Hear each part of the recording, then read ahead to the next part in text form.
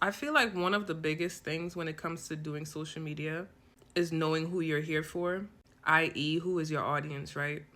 Sometimes I feel like we are sending a message out there or we are targeting people who are not for us, are not going to completely respond to the message that we're giving because maybe it's the wrong messenger, or the message that we're giving is not necessarily something that they're interested in. I had to realize that who I'm here for may not be the ambitious people.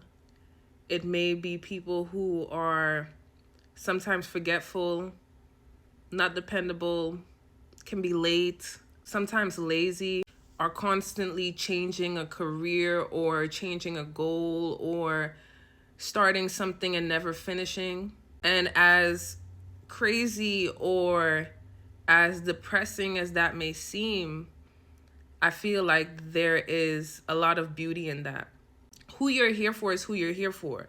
Like, my message may not be to the ambitious nigga, but it may be to the nigga who just doesn't know how to stick to one goal. And how do we figure this out together? Like, how do we become more dependable? How do we stop being so lazy? My message may be for people who lack a certain level of discipline, and that's okay. When we're building a brand or we're building an audience or whatever, we sometimes try to make it into this big fantasy and this big idea of who we see ourselves and who we want to be or what we want to come off as. It starts to lose the authenticity of it. And authenticity doesn't mean good and it doesn't mean bad. It just means what is. What you see is what you usually get.